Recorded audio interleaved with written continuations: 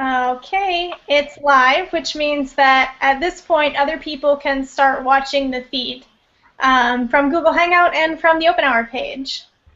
So great. Thanks everybody for coming. Welcome to OpenHour, and really looking forward to this week. I'm going to have a lot of great conversations about water contaminants and different detection tools.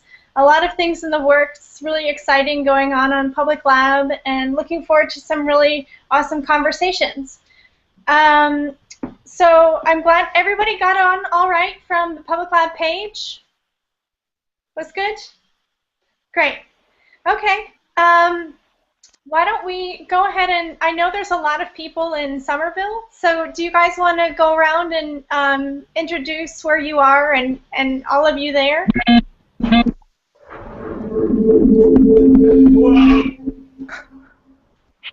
Yes.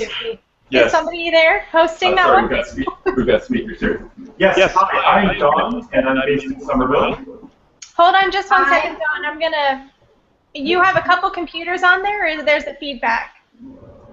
Oh, maybe we should start should mute. I unmuted it. Or, I mean, I think I muted it. Or, that's a little bit better. I think you just had to catch up with you. Go ahead.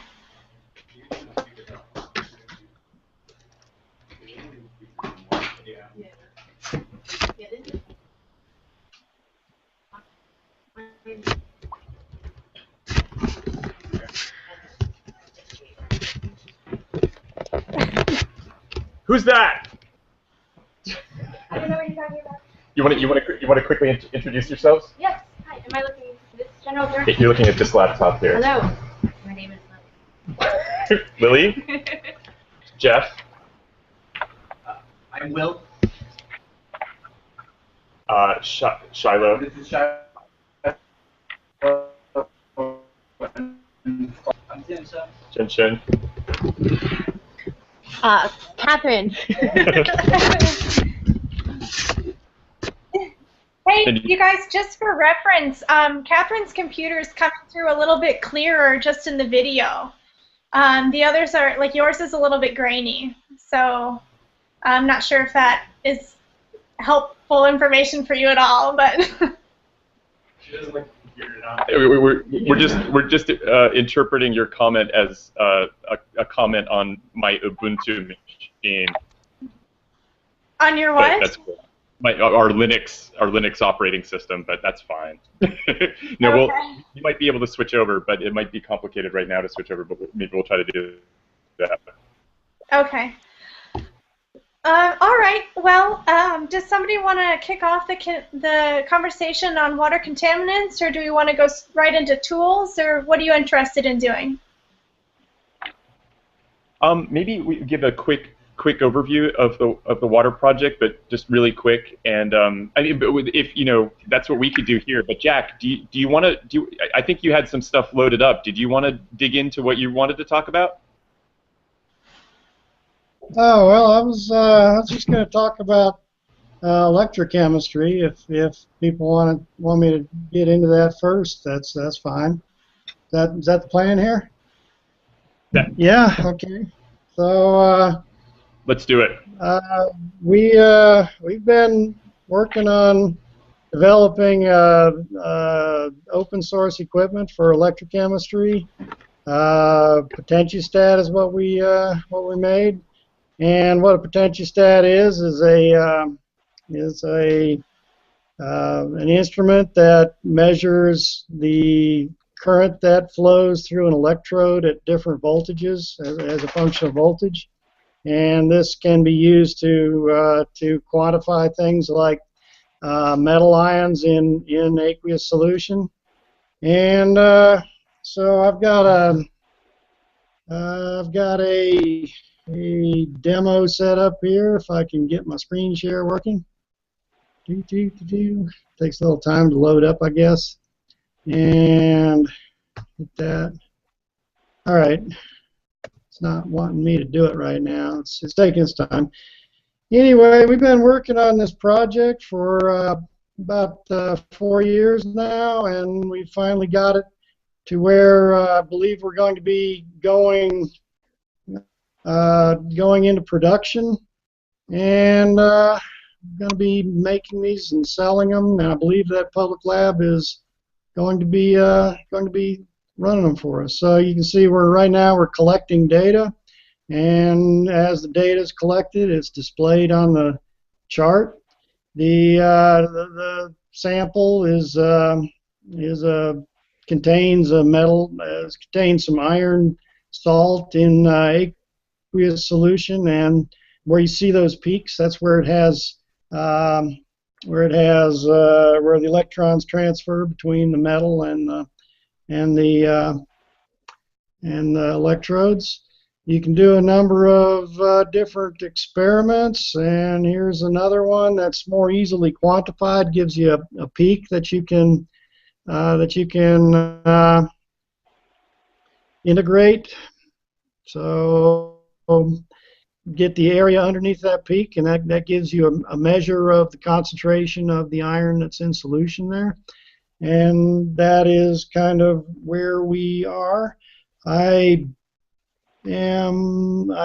pretty sure we can get these out into the world for at least under $100.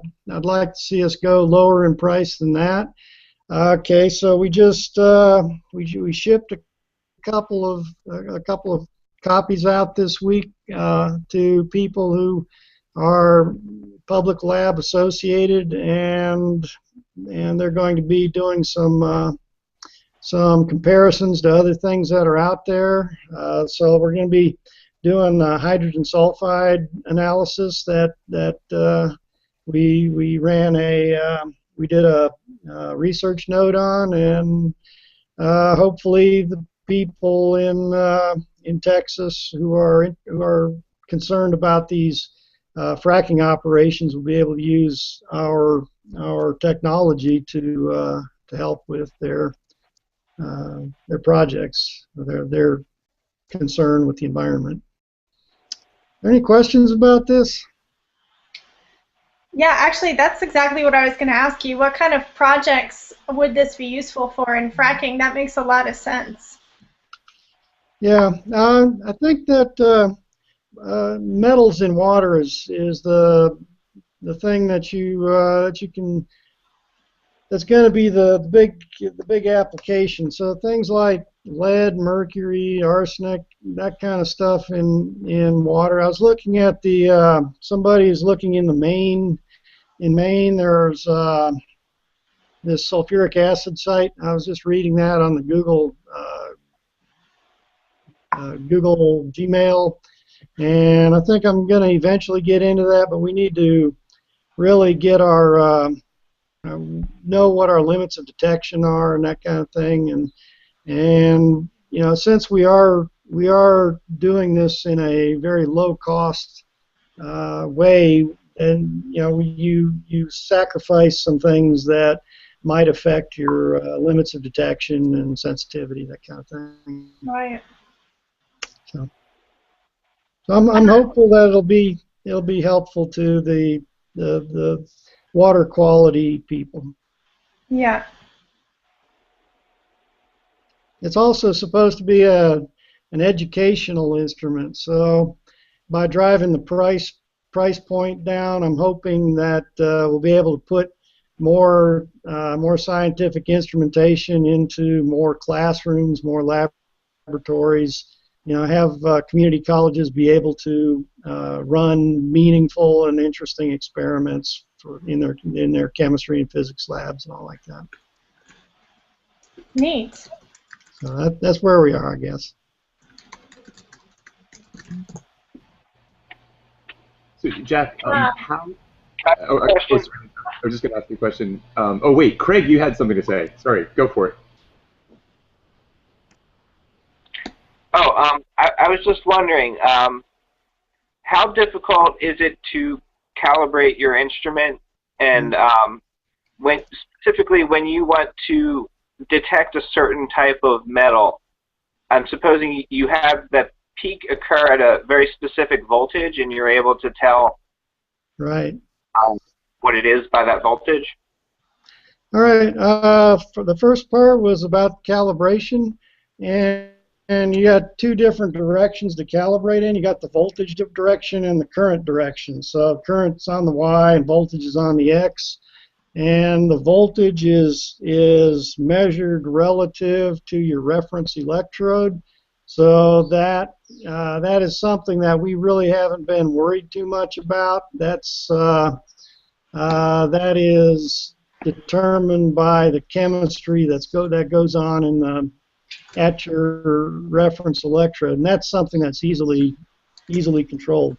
In the current direction, that's pretty easy to calibrate because you just hook up a resistor across your electrode leads, and Ohm's law will tell you how much current you should pass at any given voltage. And so, then you can do the simple math, and you can calibrate your instrument by changing the values in there are values that are in the software that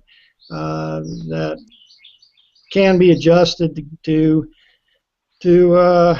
make it all work, but in the final analysis, what you're interested in is like the concentration of your metal in solution, right? It's not the current, it's the concentration that you're interested in.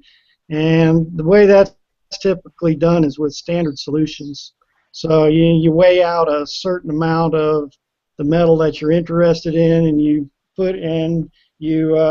spike your sample, your one that you're trying to analyze, with known amounts of arsenic or lead or something, and you run several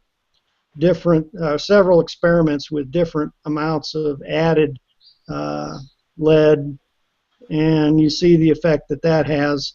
That also tells you where the peak is that you're interested in, because the peak you're interested in will grow as you're adding stuff to it, And as far as where specifically the peak shows up, the peak position can be affected by other things in solution. So if you have natural products that bind metals, there are bacterial bacteria make things that are intended to grab metals that the bacteria can then absorb and use in its own life cycles.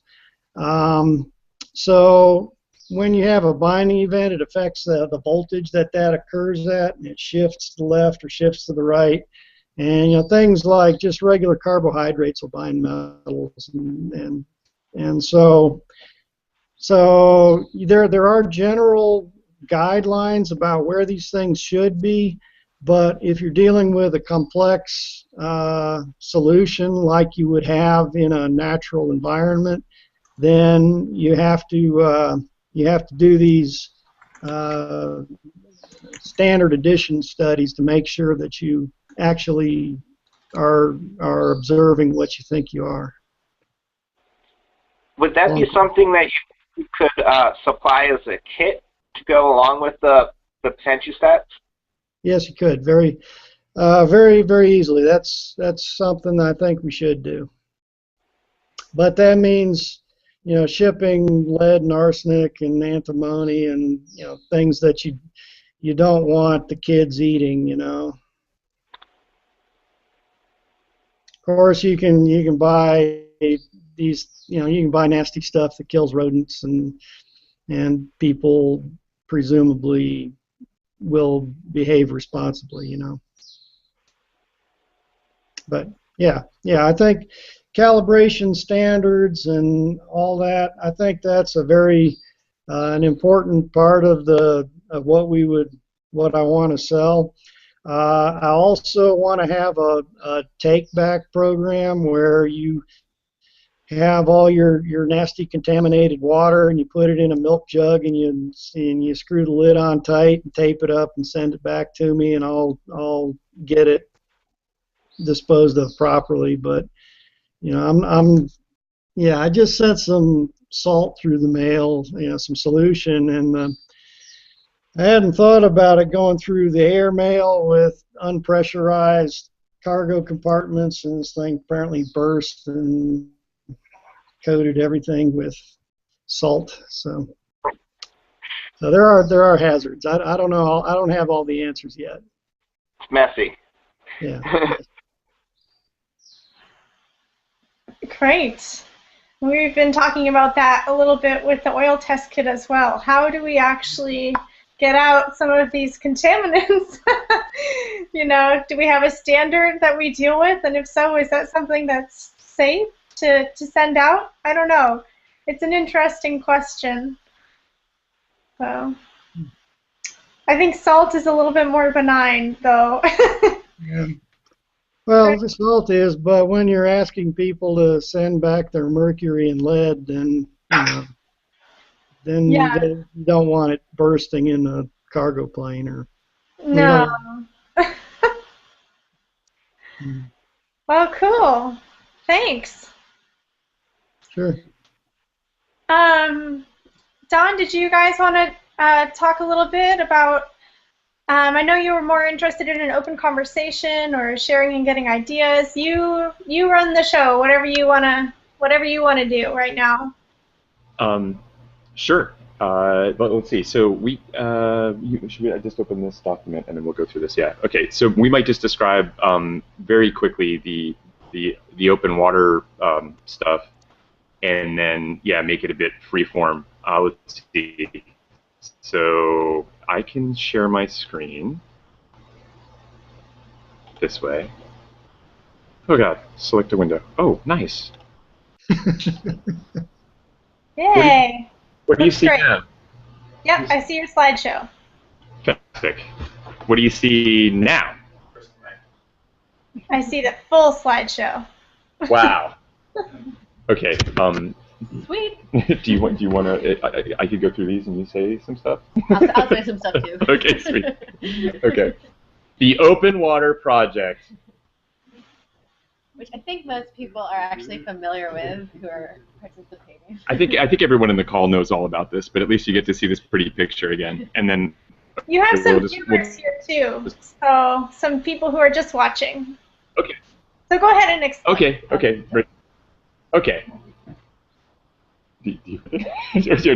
So let's go to the next slide. Okay. Oh, I don't know how to do that. Right now. Yeah, you'd think right arrow would do something, right? Okay. Try the space bar. I want to go. Huh. Click the down. Click it down. Oh. Okay.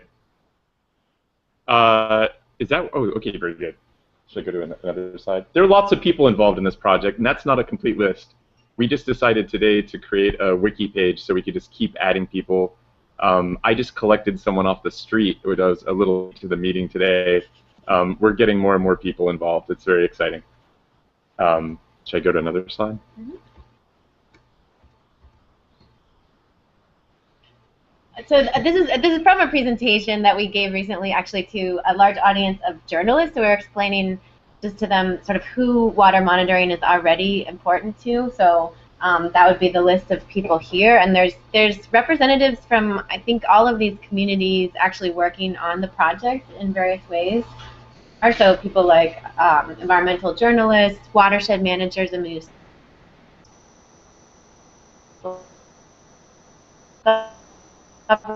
government hydrologists for Watershed. GS is the person Don just met in the coffee shop yesterday, so we can now count them within the ranks. And then educators of various sorts.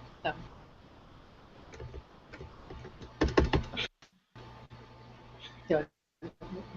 These are the 5 opens: open hardware, open software, open data, open community, and open education.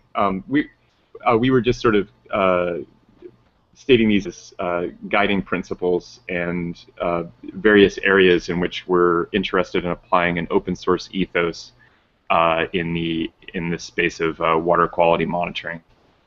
We've been spending a bunch of time developing the open hardware, and soon we're going to be interested to have an online data platform where we can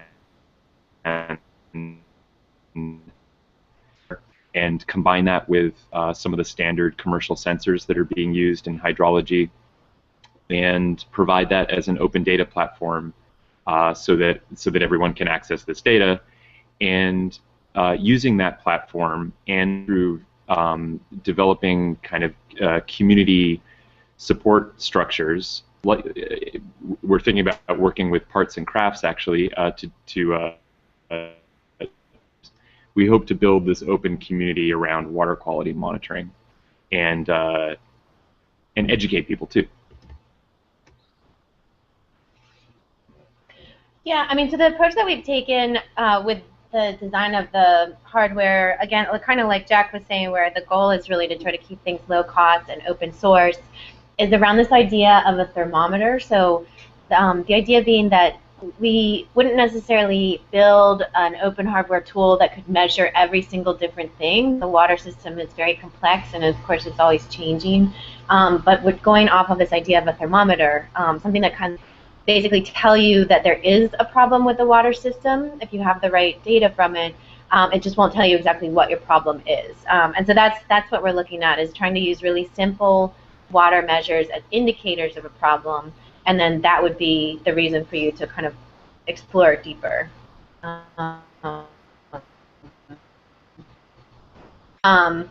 Really inspired by a lot of the work at Mark Green, where he's been linking conductivity with various kinds of pollution, contaminants in the water.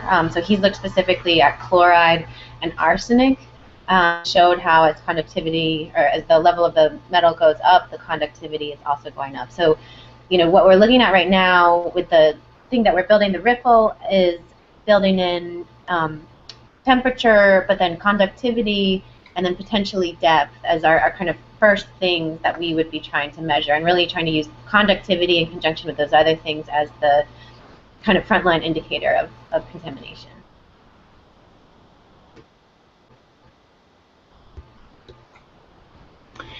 So one of the things that inspired the idea for the riffle to begin with was a conversation with Mark Green, where he was describing the state of the art in water quality monitoring. And the typical devices that are used by hydrologists are in the thousands of dollars usually. And on top of that, you need proprietary software that also costs something to get the data off, because the data is in a proprietary format. So the idea here was, could we build something that does similar things, measures some things that these commercial sensors can measure, and does it in an open way, and hopefully does it more cheaply as well. So so that led to the idea of the riffle, which is at this point the version that one of the versions that we've been working on is essentially an Arduino Uno, and we're at this point it can measure temperature, and we've almost got, I think that's a dog, and we've almost got conductivity working, I think, and it looks like it'll last a couple months on a couple of AA batteries. So we can do some of the most typical water quality measurements that these commercial sensors do, and it looks like we can do it for around $150, and like Jack was saying, we're hoping to drive that down. Right, so this current iteration is designed to fit in a standard water bottle. It's less than 20 millimeters in width, and that 20 meters is the standard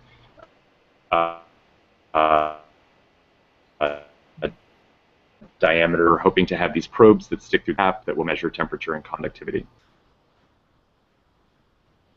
And again, the idea here is that it's not so much a sensor that you can stick in the water and it'll tell you what contaminants are in the water, but rather you might place it on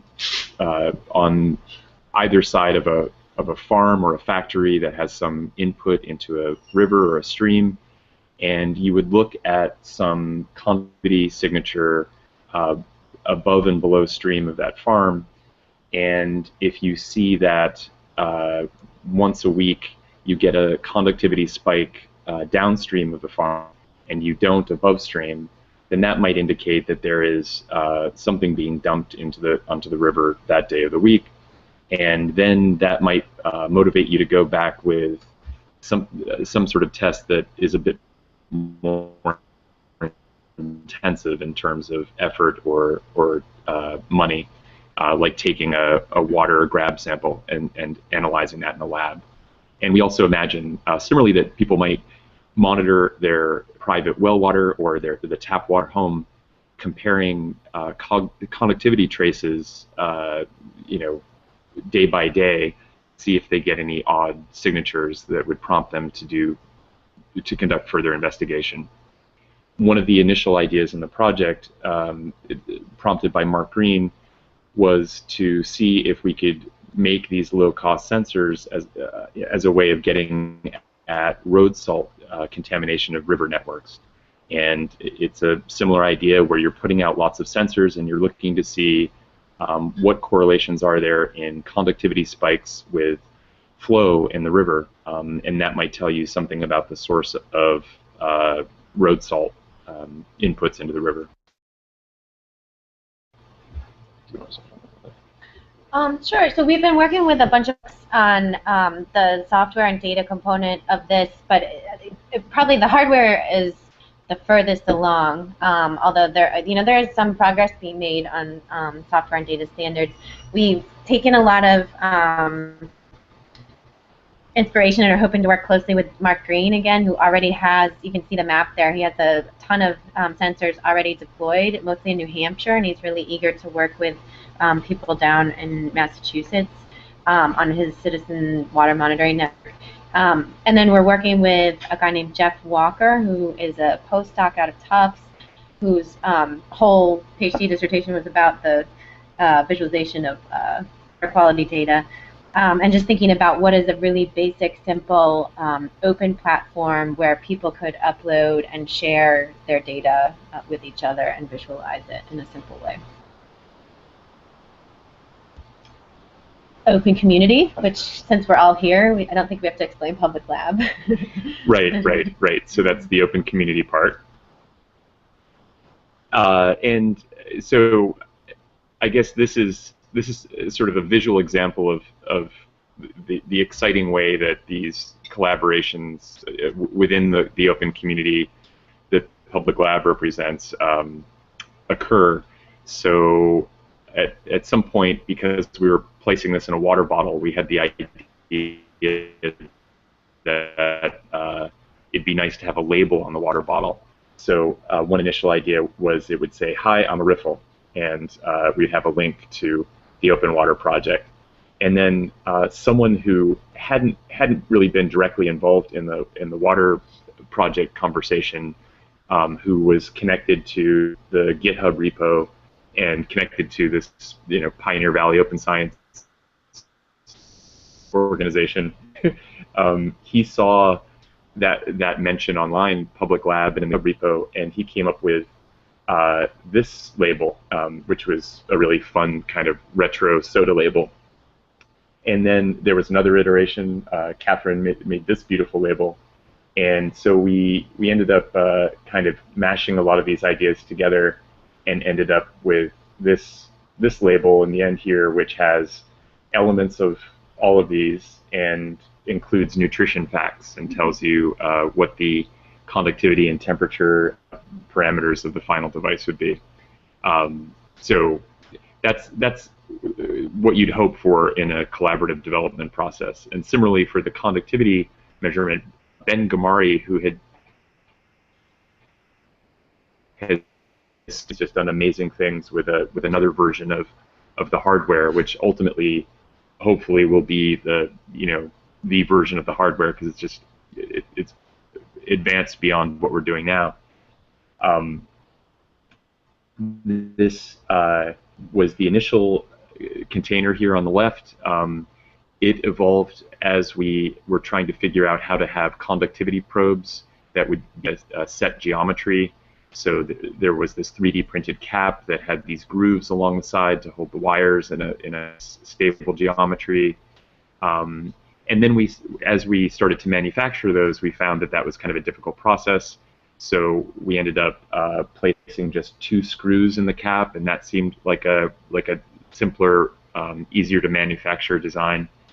And so Ben designed a new version of the 3D printed cap based on that idea, and then even made a tiny version so he could test that concept.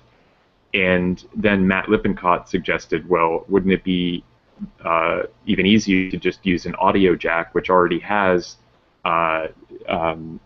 contacts in a nice stable geometry and is easy to locate.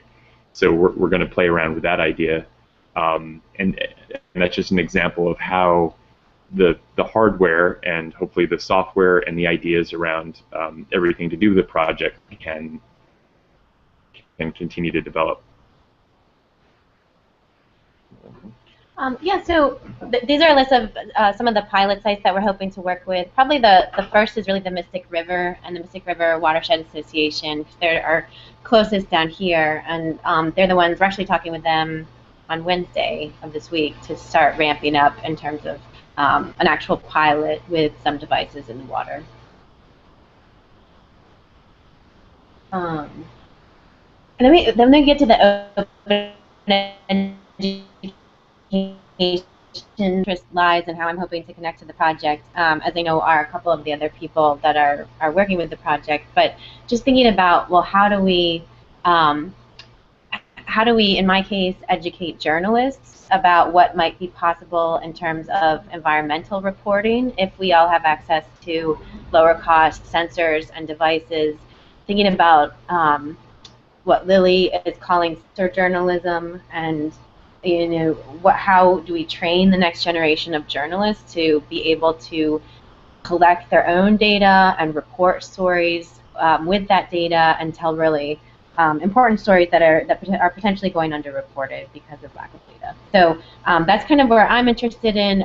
We're hoping to pilot this idea of having what we're calling these civic nodes, where we would bring people together who all have an interest in a particular body of water, but they might have very different interests. So like the person managing the water, a journalist, a STEM educator, an advocacy group member, and bring them together in a kind of shared and supported structure where there's time and space for them to come together and work on monitoring water together and answering questions together, and be supported in various ways. The image was from a grant application, but potentially by academic research, potentially by the public lab community, and then potentially by I have Emerson College in there because that's where I'm going to be teaching next year.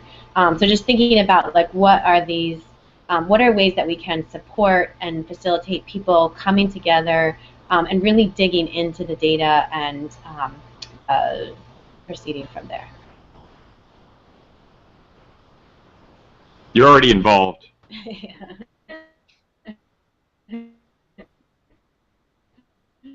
Arsenic-related stuff? Like, yeah, totally. Yeah, you could. How are you guys doing? Are you asleep yet? Here, Lily, sit here. Can you? I'm not. No, we're okay, good. Good. Okay, because it's just gonna now it's gonna. Oh, sorry. Go ahead. Let me just.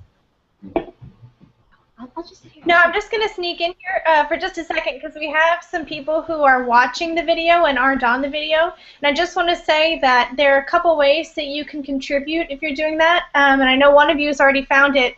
There's the Q&A button on the video. If you press that, you can type into us questions and comments that we'll get. And also, a lot of us are all on the chat on Public Lab. So either way, you'll be able to get to us on the video. And we are so we are getting questions on there, and just whenever you're interested in taking them. Okay, great. Lily has been connecting with the project in various aspects, and in particular around journalism.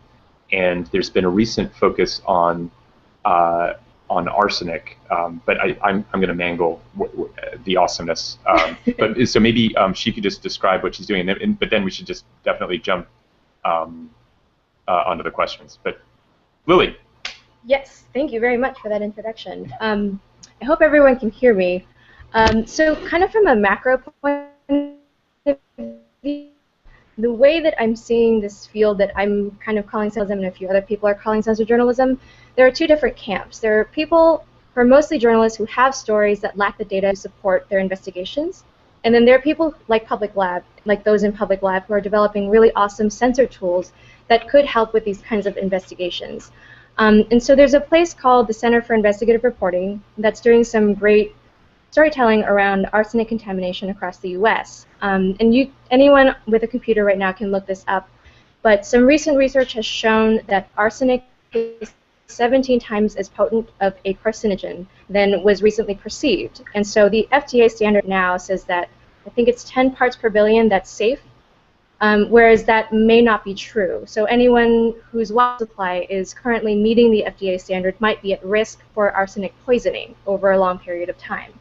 And so in cases like this, where there is already a journalistic kind of endeavor to cover this topic, there could be a separate parallel effort from the DIY community to help generate some data around this where it may not exist yet. So that's kind of the way that I'm approaching this, and it would be kind of a multi-pronged effort, and it brings together communities of journalists and people working in censor development, and it could be a really good opportunity to kind of do more research collaboratively across these different communities. In short, that's pretty much it. Very exciting. Do you want to say anything more about journalism connections? I mean, Yeah. no, I think that's just one of the areas that I think there's a lot of interest in thinking about journalism in relationship to these things, and so we're hoping to connect journalism students with Lily's research, with the Riffle development, and then sort of explore this area together, I guess.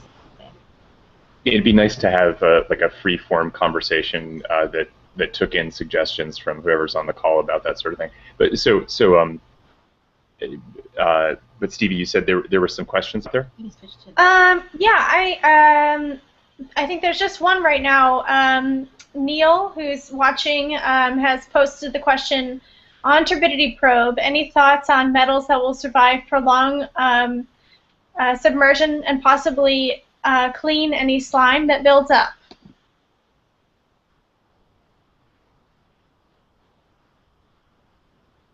Does anybody have thoughts on that? I think it's a problem that we haven't figured out. Yeah, Jack, do you have suggestions about that? Is the question about corrosion of your electrodes? Is that what the question's about?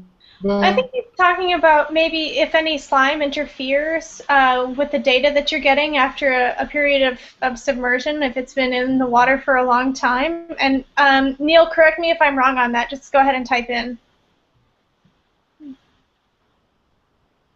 But maybe start there.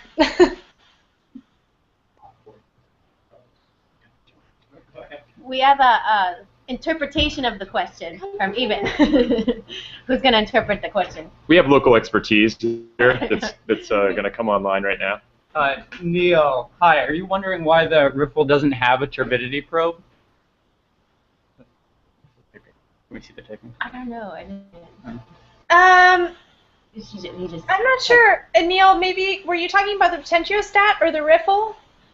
But I guess that goes for both projects, really. How do you handle interference for if there's a thought on it being in the water for a long, extended period of time, or is it just something that you put in the water, test it, take it out, and then you wouldn't have to maybe deal with issues of, okay, we have a little clarification.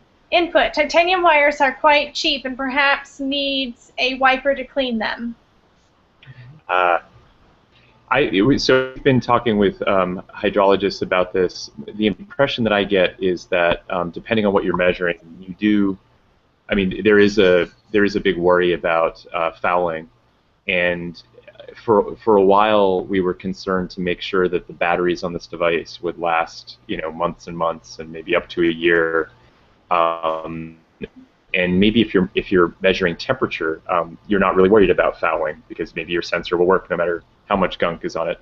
But if you're trying to monitor turbidity or conductivity, those are things where it can get fouled. And Walker was telling me the other day that when we're measuring those things, you might only have the sensor out for a week or two, and then you'd need to go out and check up on it. But yeah, the fancier way to handle that would be to have, say, wipers, or I think there are also some coatings that you can use that tend to prevent certain sorts of biofilms from covering the electrodes. But yeah, we're not there yet in terms of that. I think we'd also, Jack, I guess that's relevant to potentiostat if we wanted to try to have a potentiostat out in a river for a period of time. Yeah. Is that possible? I don't know that. I'm not sure I'd do that. Do that for the reasons stated there. If you're growing algae on your electrodes, then you're not going to be able to do it. But I don't know. I think when the rubber hits the road, you just gotta give it a shot. You know. And we got a clarification from Neil that he meant conductivity, not turbidity, and how to cope with fouling with the conductivity. So, yeah. I would say that. I had a question for Jack. I was wondering, Jack, in terms of the audience for the potentiostat, do you see that, like you're saying, you wouldn't necessarily have it out in a river. So, I mean, would you say that your audience would not necessarily be hydrologists or people that want to do continuous monitoring, but would you say it's more educational applications and like one-time use so that people understand the concepts? Yeah. And do you see any applications for journalism? Well, yeah. If you there's other ways that you can monitor besides just continuous flow or leaving something out in the river. You can sample at discrete times and make measurements in that way. We did start working on this as a project for education, and that wasn't the big issue. The hydrogen sulfide thing that we were doing, that's an example where we have a prepared sterile solution and we're bubbling air through it and we're scrubbing things out of the air. So that's a situation where we would be able to control pretty tightly what is in the solution and keep growth out of it. But if you want to put something in a river, I think no matter what you do, you're going to have issues about fouling, and definitely true with the turbidity as well. Even if that wasn't the question, if you have a light source and a detector, these things once they get fouled are not going to function the way they're intended. Right. So it's an issue that is a problem, I guess. Yeah. So Evan just said we just have to design around it, and I suppose part of that is designing a protocol around it. These things would depend on the time scale. So if you put it in the river and immediately the turbidity sensor is covered up with goo, then that's you're in trouble.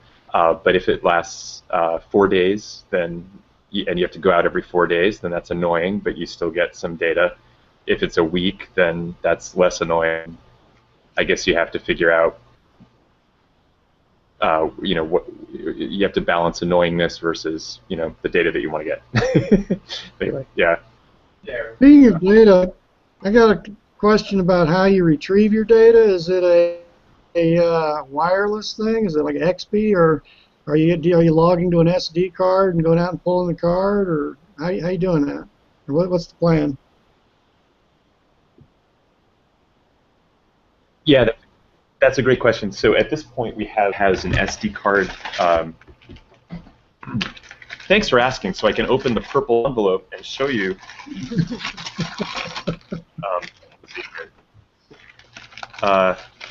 Yeah. So right now, can everyone at home see this? It's got a micro SD holder on it, and so it's logging the data locally, and then you take the micro SD card out, and you put it in a little reader, and you stick that into your computer, and you get a CSV file. The latest design just came in this afternoon, and on the back of the board, I don't know if you can see this, but there's a placement for a tiny radio, and that radio can broadcast up to 1 kilometer. So we're playing around with that idea. But because it's an Arduino, we can do a lot of different things. We can do XB. There's also the ability to use the cell network, the GSM network. So it will depend on where it's located, how plausible things are, how much you care about the data, how much you're willing to spend to get that information out there, and they all have different costs associated with them. But yeah, so that's one of the next steps, to play around with those different ways of getting the data off. But by default, the sort of simplest and cheapest thing to do is just record it to the device, leave it out there for however long it'll stay out there without fouling, and then go retrieve it again. Yeah. I have a question, I think, for both of you. I don't know if you're open for other questions right now. But just in terms of conductivity, if you're dealing with an environment where you're on say a limestone stream that's going to affect your conductivity levels, how would you help somebody address that issue when you're actually dealing with a natural higher levels of conductivity? And it's not always known, unless you're looking at a geological map, where exactly the stream will pass over the limestone bed.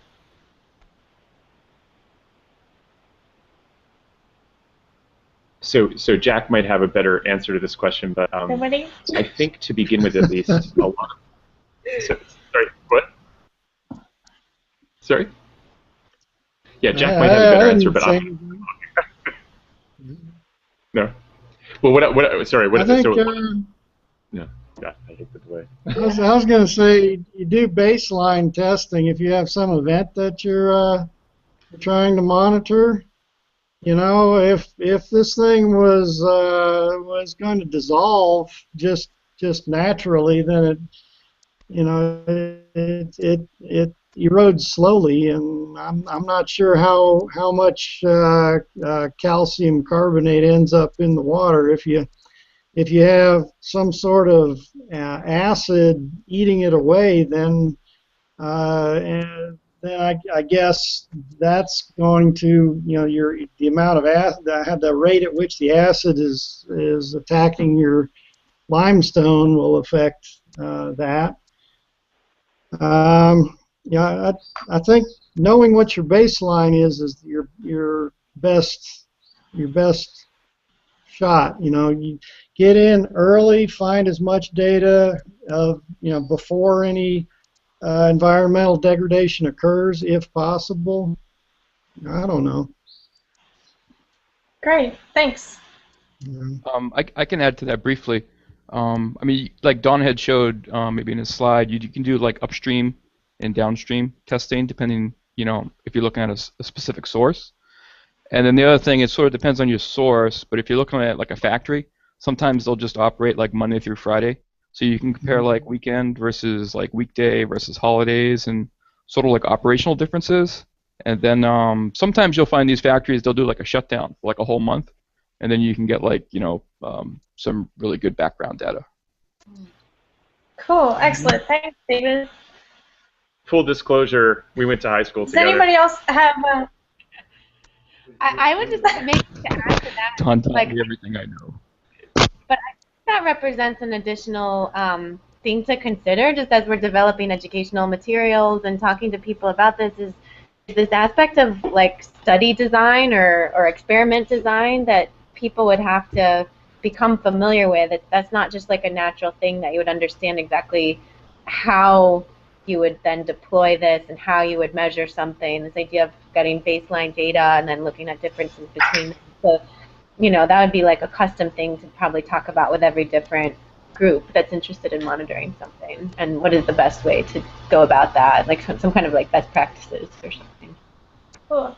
We also just got input from Mark Green, who's watching, and says road salt or other high ionic pollutants tend to have subsequently higher conductivity than geologic sources. I agree with the know your baseline idea also. Thanks, Mark. Hi, Mark. Hello, Mark. Mark, I have a question about data precision. Oh, no. Related to some comments on a research note that I posted yesterday, I think, and some Brian Bonvalet guy, tried to make the case that unless your sensor, in this case just a temperature sensor, is NIST certified, the data aren't going to be any good for any scientific purposes. Now, setting aside the problem with that statement that seems to dismiss everything Public Lab is doing, what are you guys doing about the precision of your sensors and what you will tell people about how good your data are? In other words, what do you do if someone challenges your entire result because you don't know how precise the results are?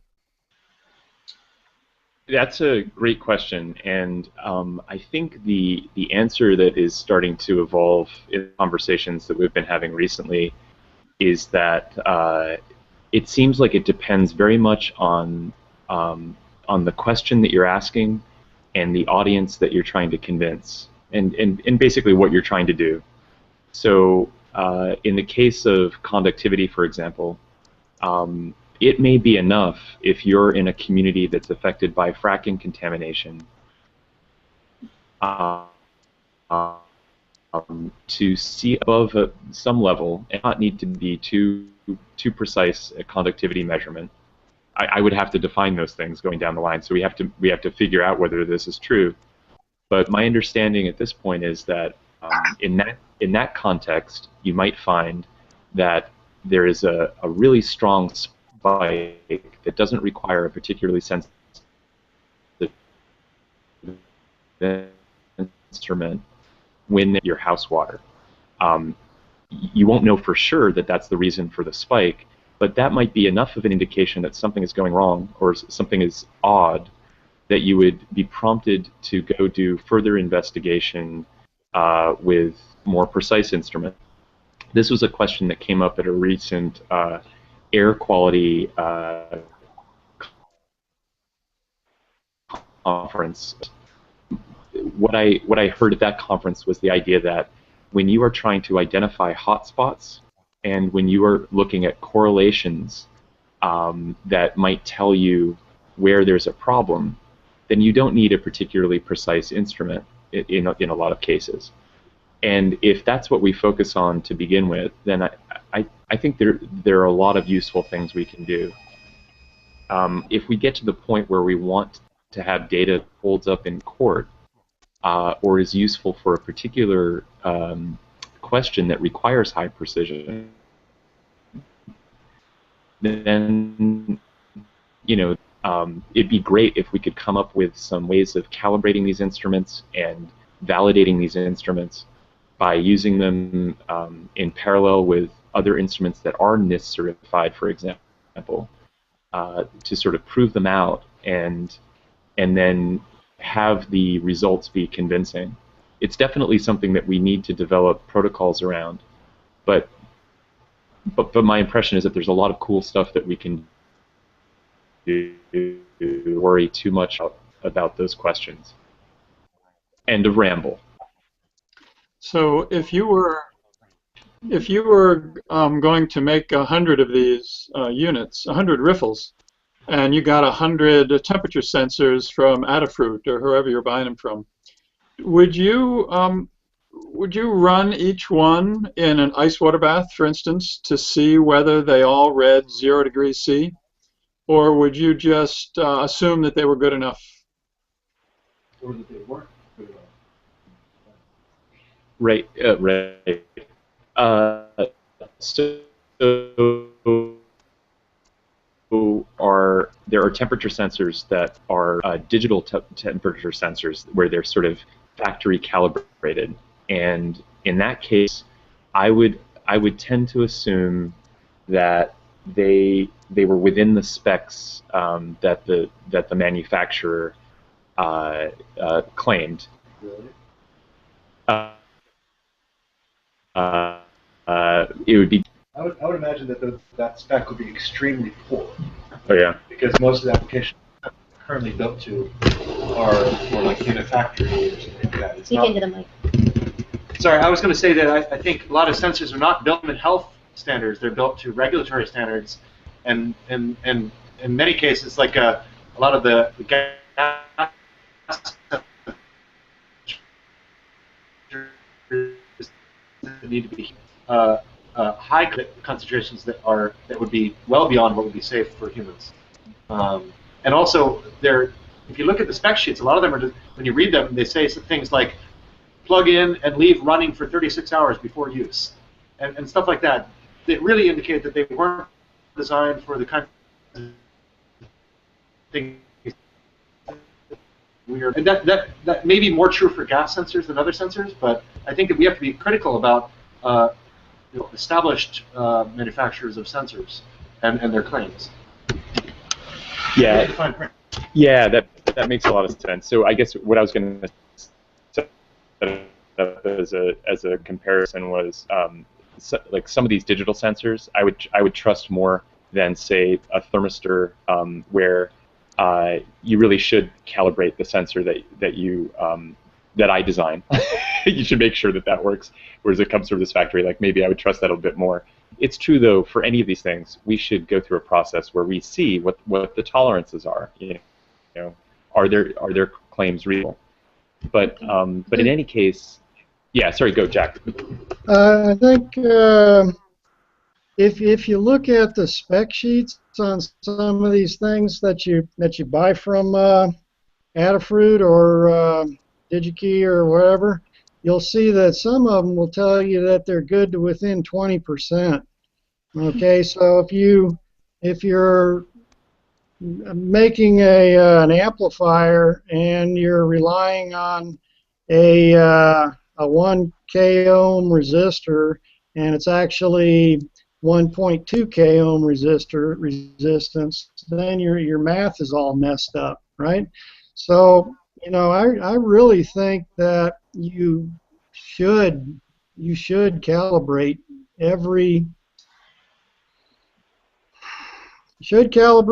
one. If you're deploying 100,000 of them, you can do it statistically, by calibrating 1,000 of them and saying that here is the mean behavior and here is the standard deviations and this is what's expected. I don't see the problem calibrating those things. I think what we need to do is come up with automated calibration procedures where you have your instrument, you put it in the ice water, you can put 50 instruments in the ice water all at the same time and hit the run button and have your a program that you write tell you what your values should be for calibrating your instruments. We have a comment here from Neil that says, I agree some form of quality and measurement traceability needs to be discussed. However, it can be relatively easy to have a portable calibrated instrument that can be occasionally used to do comparative readings. Yeah, I have a comment on the calibration and such. So first of all, you have to consider the difference between accuracy and precision. The accuracy, you're going back to an NIST standard. And then with precision, you can kind of determine that, just by taking a bunch of sensors and running them side by side. either in the lab or in the field, and that'll give you an idea for how precise they are.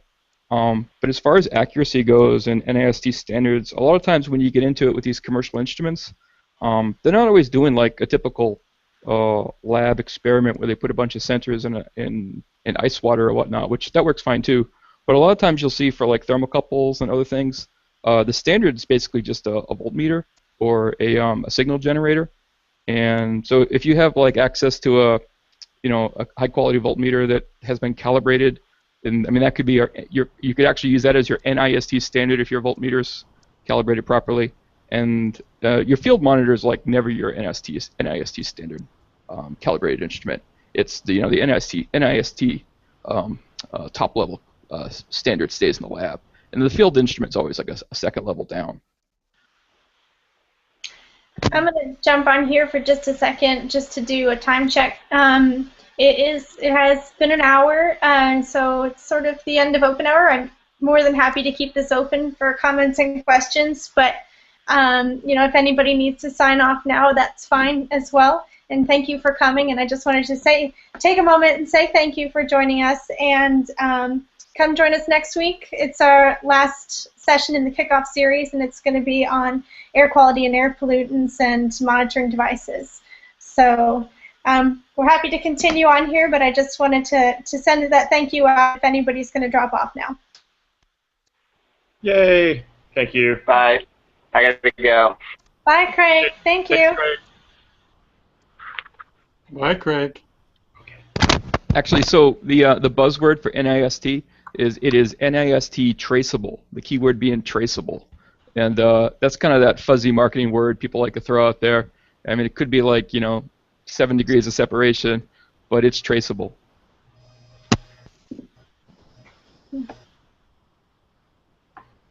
It was measured against something that was measured against something that was measured against something that was measured against something that was NIST. Yeah. I just want to. I think Don.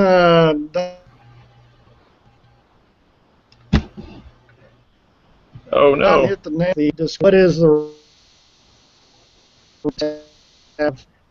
the absolute maximum available precision and accuracy?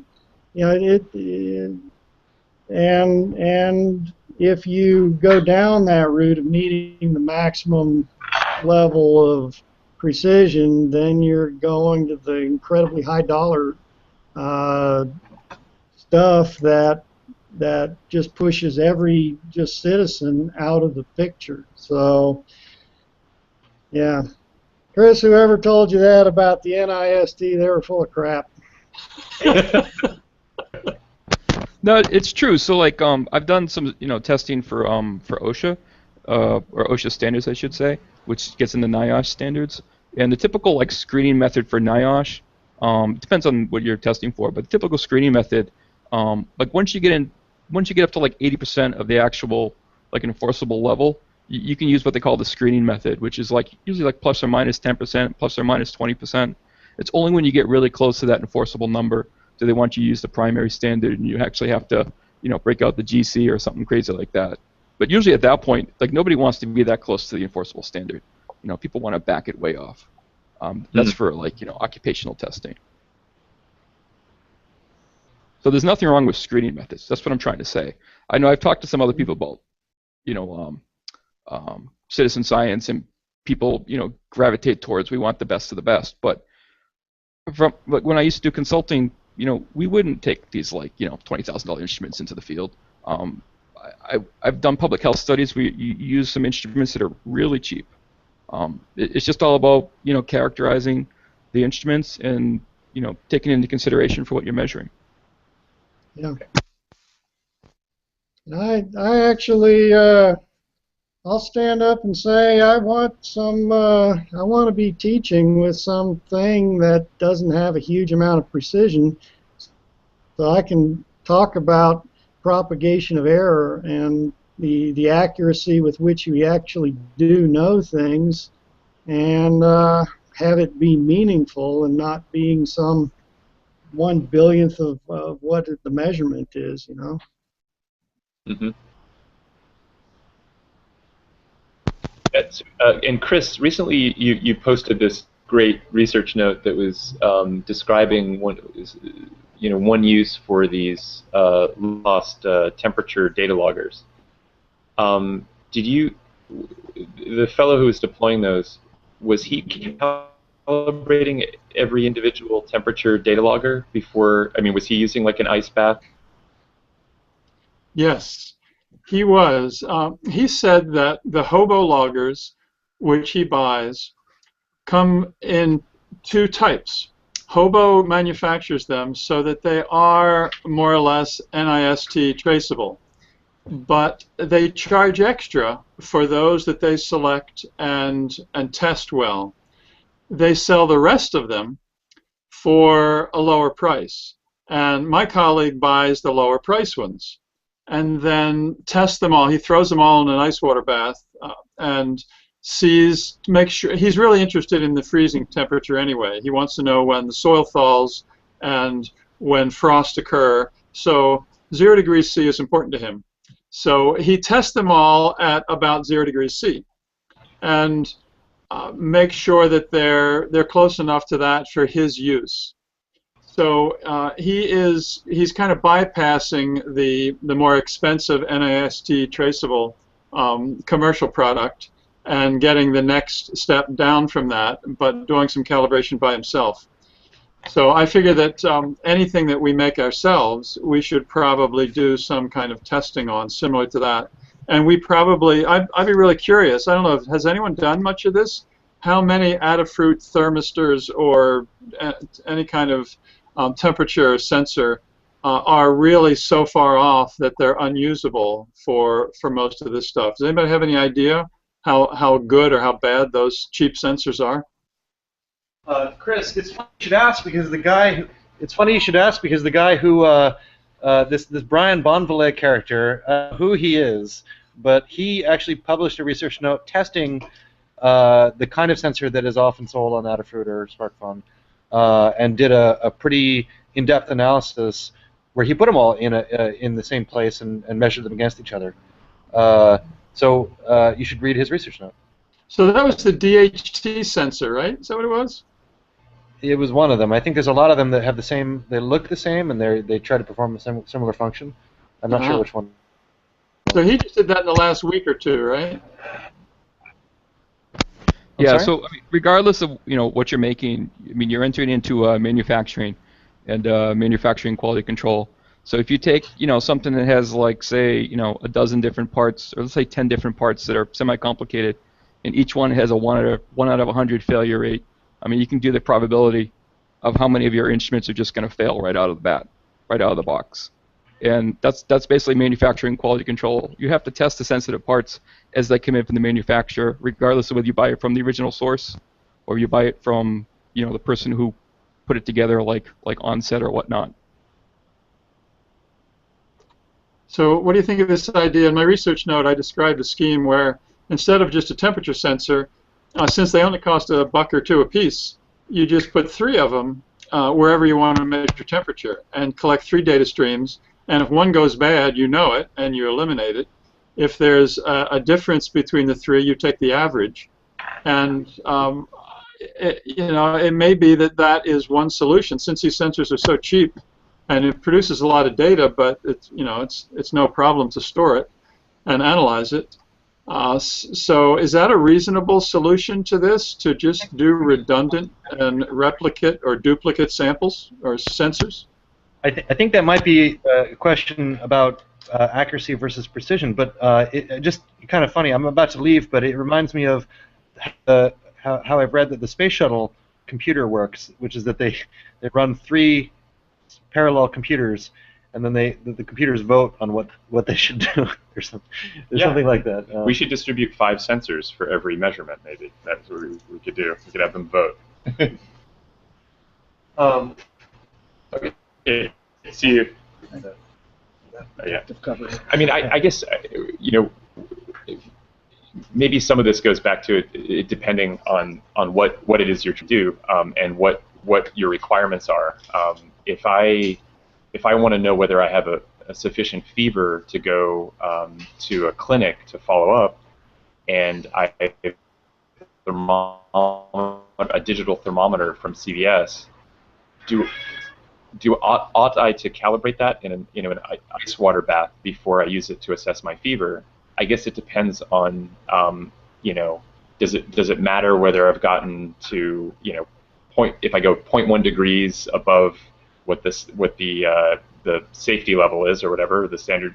I guess it depends on the question. It sounds like your colleague might really need to know what the freezing temperature was, so it makes sense to calibrate. But if we're looking at, say, really large spikes in conductivity, well, for conductivity, I would because we're making these sensors, I would definitely calibrate.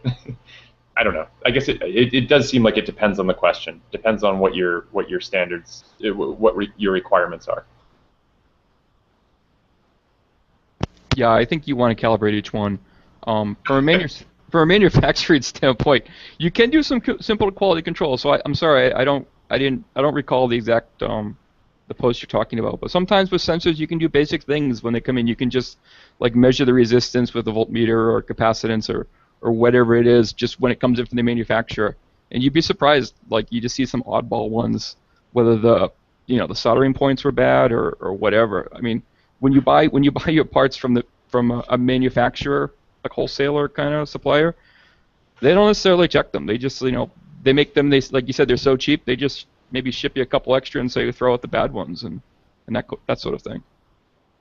You have to pay extra for quality control. Gotcha. Well, you pay extra when you specify you want a resistor that's good to 1% versus 5%. So that depends on if you're only making a few of these, then you test every one of them. That's how I look at it. You calibrate and QC and do that.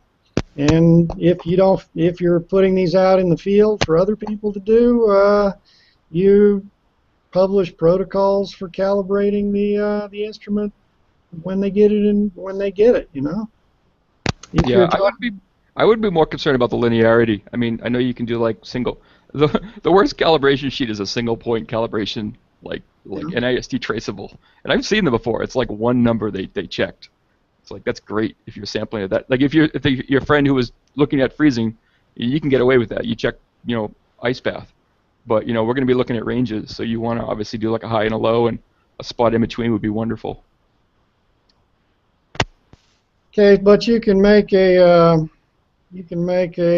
salt water bath that'll freeze below 0 and be traceable for that kind of standard.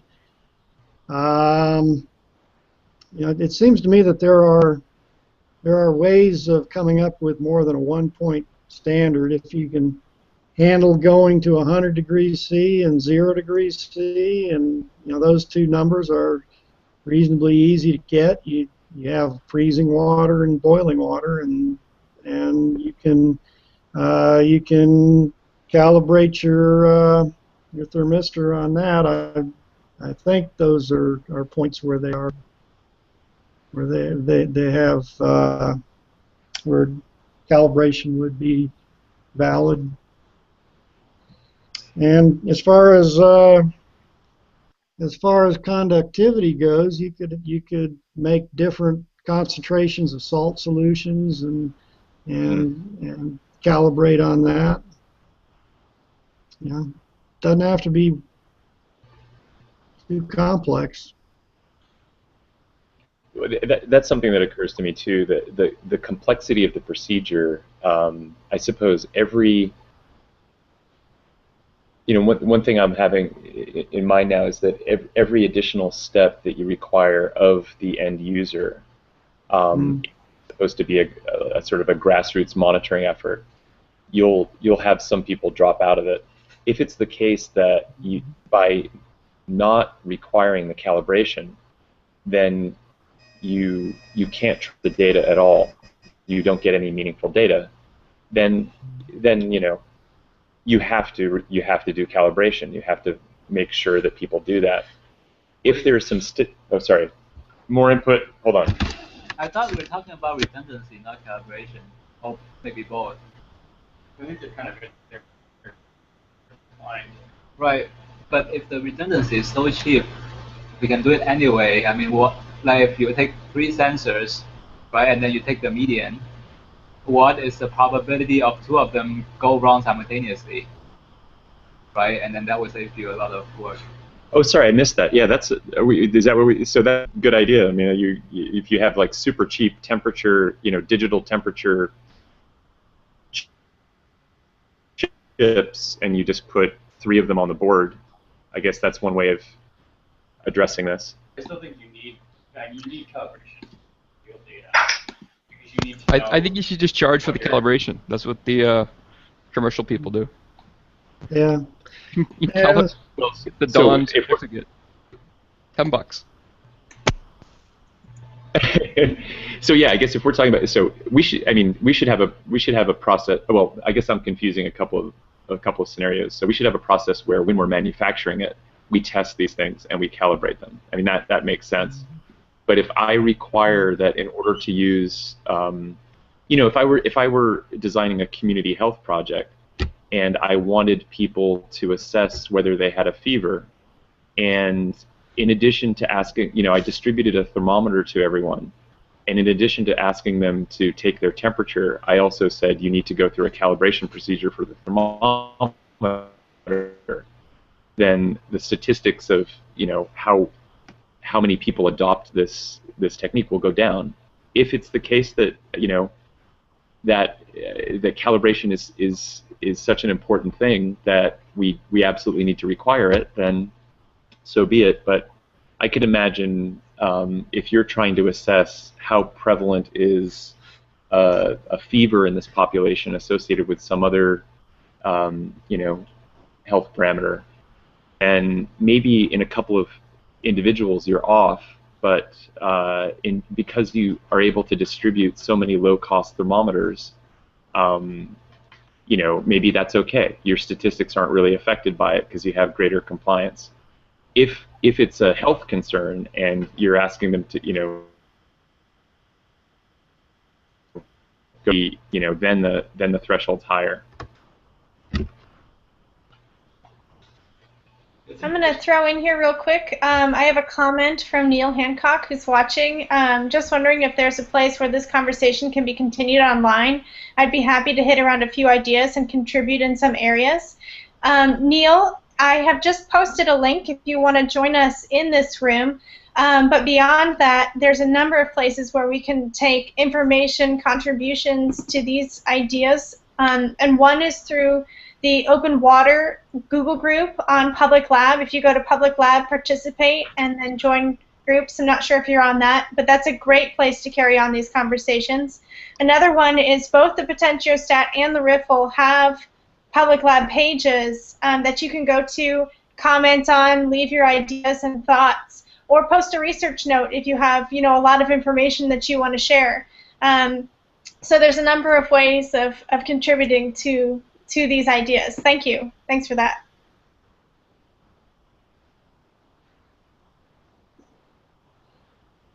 I got just one last thing to say about the multiplicity of sensors argument is that what your measurement is more than just the sensor. You know, you have whatever amplification and feedback and whatever it is that you have there. The whole thing is involved in determining your accuracy. And if you're sending all your thermistor signals through the same amplification scheme, then you may have some serious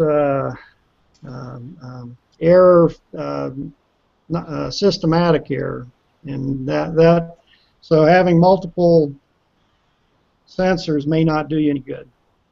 Mm. So.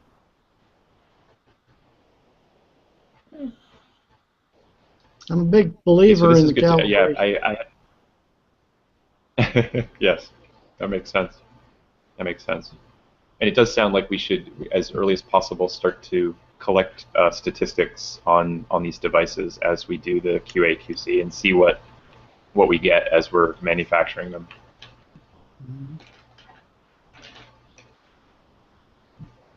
Yeah. Great. Does anybody have anything else right now? So one of the big open questions for us as we've been starting to play around with these devices is what, let's say that we want people to go through what might be a fairly elaborate calibration procedure relative to what they're used to when they're using their iPhone or something. They're used to just clicking a button and getting something, and we're asking them to measure out different concentrations of, salt water and go through this procedure. How do we best support that, and what kind of local workshops or community education programs, online courses would help lead people through that? That's one of the. I'd love to talk more about what people think about that, but it doesn't have to be tonight. But we could that seems like a big component of all of this. Anyway. All right. Well, I'll be sending out a sort of survey soliciting response for people's ideas on how OpenHour is going, and because the kickoff series is just about to finish. So if you have other topics that you're interested in, send them forward there. It's also, there's a space to do, if you're interested in adding in topics that you want to discuss on an OpenHour. If you go to the OpenHour page and you hit the Talk tab, there's a place for you to just type in any ideas that you have that you want to talk about with other people on OpenHour. So it's definitely a flexible schedule and agenda and what it looks like right now, and really, really open and looking for ideas and comments and feedback. So use that talk page on OpenHour and look for that survey, and I would really appreciate any feedback that you have, anybody on it. Great. Dave and Jack, we've got a lot of beer here, so if you want to continue this conversation, we're ready to go. We can go till midnight. Want to talk? Yeah, maybe. Maybe not. All right. Okay. All right. Well, yeah. Any of these conversations as well on the OpenHour Google group is a great place, and on publiclab.org's wiki, pages. So, good ideas. Great. Right. Thank you, everybody. All right, thank you. Thanks. Bye. Bye.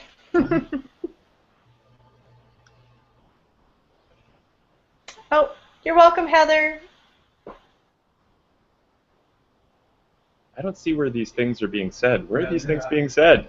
Yeah, it's just I get them because I'm hosting, and that's why you'll see me sitting here fidgeting because I'll get another comment in, and I know that you guys don't see them, but I get a feed of the questions and comments from people who are watching. Oh, that's cool. That's cool. But I read them all. Okay. Okay. Cool. Cool. All right. That was good. Good. Good. Thank you very much. Thanks, Don. Thank you. See you.